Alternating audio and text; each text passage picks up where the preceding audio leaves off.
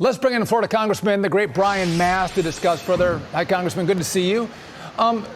Listen, this liquefied natural gas and its exports, it's good for our economy. It's good for emissions, but it's also good for Europeans to buy it because then they're less reliant on Putin, as Dagan just mentioned. Have you heard back from Joe Biden on this letter?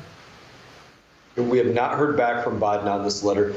And the reason that you haven't heard back is because they're not going to talk about the fact that this is political security and not national security. Political security, not energy security, which equals national security. And in your intro, you were speaking, in my opinion, about the exact right thing. You look at the fact that right now the administration is saying they would veto supplemental funding for Israel if it doesn't include Ukraine. So they're looking at Ukraine and they're saying, hey, we have to find ways to support Ukraine, strengthen Ukraine, but we're going to go out there and cut the LNG to Europe, to Ukraine, to other allies in the midst of time that you're trying to send money there. None of this adds up because it's all political.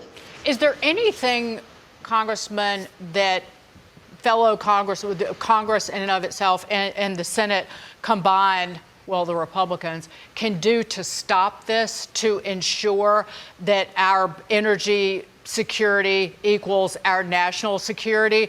Because nobody can figure out why he would bow to the TikTok climate nuts, literally, and ban these export facilities or the approval of them, because our emissions fell the most anywhere in the world in the last 20 years because of natural gas.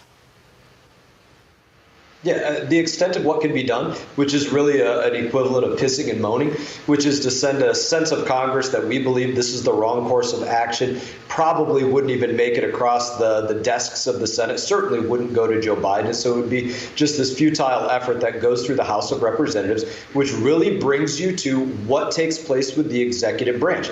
We have to have a new executive. I think the right executive is President Trump, that led our energy industry into the future when he was president. To bring it back to where it needs to be, to recognize friends are friends and enemies are enemies, and you have to make your yes, yes, and your no, no. And we don't have that commitment from this chief executive, Joe Biden, or any attention to detail when it comes to national security. I'll just go back to that same point. It is all political security for them. And when that's their focus, Americans suffer, American businesses suffer, and American security suffers. So just to be clear on this, Republicans in the House, I think you were there when I was there, Brian, we passed the bill that Trump signed that allowed us to export liquefied natural gas. Joe Biden is now shutting down the construction of the facilities so we can actually send liquefied natural gas around the world, especially to our allies, which is, I mean, it's incredibly disheartening. But I want to move to this because we're on a topic of destructive policies leading to national security risks. So let's talk about this. Iran announcing today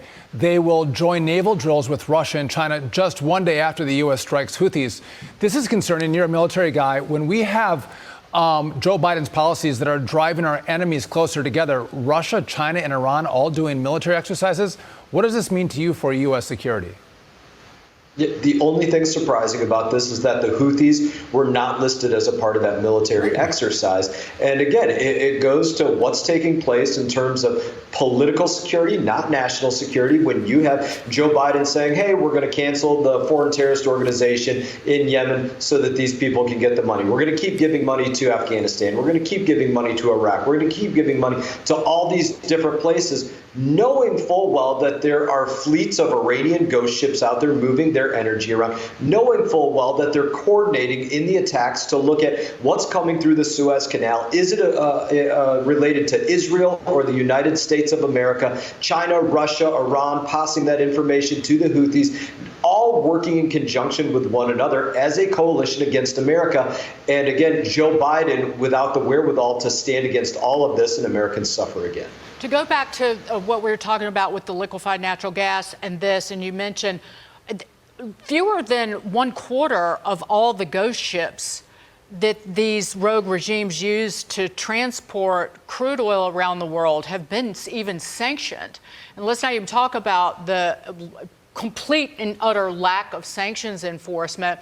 But their policy is to harm our allies like one tanker load of LNG can heat 1 million homes for, I think, a month, is to harm our allies and put them in terror's way, and then to enrich and aid our sworn enemies. That's the Biden doctrine.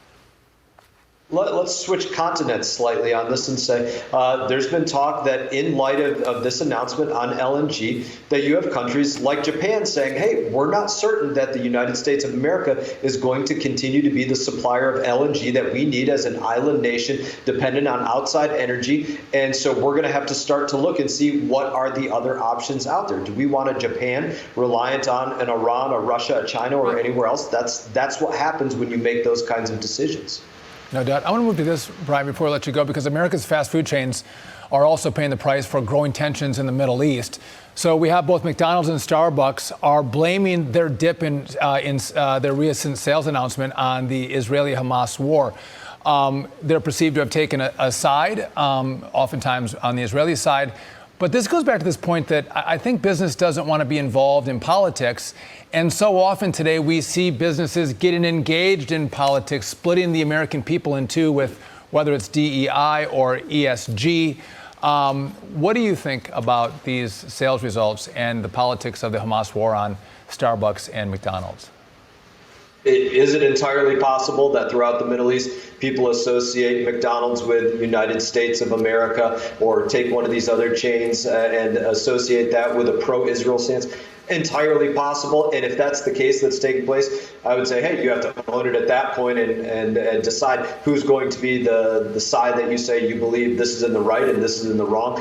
Israel was attacked with a total commitment to kill anybody that the Palestinians could come in contact with. And if they want to ask that question, answer it truthfully. But do I want to see these businesses as a whole? It drives me crazy when they get involved with BLM, banks getting involved with them, painting the streets in Washington, D.C., you name it. Absolutely drives me crazy when they're inserting themselves into that world, which I think is inserting their foot into their mouth time after time again.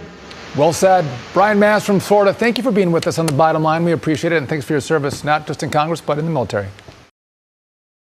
Hey everyone, thank you for watching this video. If you enjoyed the video, please click like and subscribe. I will be back on YouTube with more exclusive content, so stay tuned.